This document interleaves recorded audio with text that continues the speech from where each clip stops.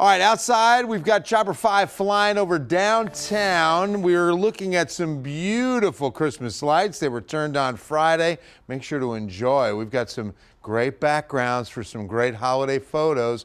Big winds out here on the hill. You can see Old Glory, our Texas state flag, and those are Gulf winds. Now, I'll say this. If the wind speeds stay at about 13, 14 miles per hour like they are now, it'll be really hard to have morning fog to worry about. 68, dew point 61. So one thing's for sure, we're going to cool to our dew point overnight. So this lower troposphere will be saturated. We will see fog develop, but not too much if it's going to stay breezy. Highs today, look at this, 86 Floresville, 87 Pleasanton, almost 90s down I-35. Del Rio stops at 83, mid-70s in the hill country as it should be, and we stop at 80, where that's about 8 degrees above average and 9 away from the 1951 record. Now the morning was at 54, that was nice and comfortable, nice little coolness to the air, but tomorrow morning will be 10 degrees above seasonal average. Yeah, we're expecting a low around 59 or 60 degrees on Tuesday morning. Skies will be clear until about 5 a.m. That's when we'll start seeing those lower clouds thicken, and we should start seeing some fog develop by 6 to 7 a.m. There might be a little bit of mist that goes along with it, but don't expect measurable precipitation. Here's the visibility forecast, where you typically see the thicker fog develop east and southeast. Tomorrow the opposite, west and northwest. So out Highway 90 or out I-10, you might run into the patchy fog early Tuesday. Just be aware of that. Make sure you allow some extra time. It's gone by 10 a.m. at the latest. Then your Tuesday will be sunny. We're looking at 71 by mid-morning, on our way to a high around 80 like today. Loads of sun and clear skies again tomorrow night. This is the week of the Leonid meteor shower, so probably Wednesday night is going to be the peak heading into Thursday morning. So I would set the alarms early for Thursday morning.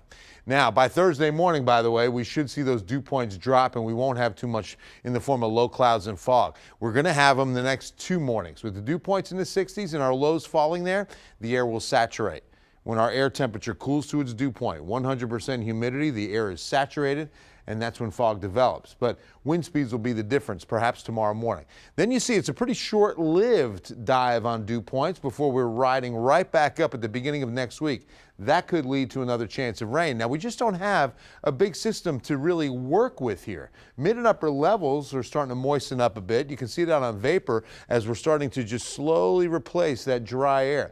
But most of the weather systems are parked to the north and moving from west to east, not too much farther south. Notice how that big low goes out towards the Great Lakes. That's what swings a cold front in. That's kind of the anchoring system of what will swing a frontal boundary through here.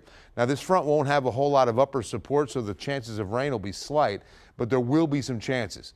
And will it amount to much? No. In the 7-day forecast, we're under ½ an inch. And I mean, we desperately need some of this rain to really find San Antonio. Now, the biggest drought condition is southwest, where there's moderate and severe drought. That's going to come closer to the city by Thursday. And you can see they're not expecting any rain in the next 7 days where they really need it the most. We will have some windy days, by the way. Tomorrow, as well as Wednesday, breezy south winds before Thursday's cold front brings in breezy north winds.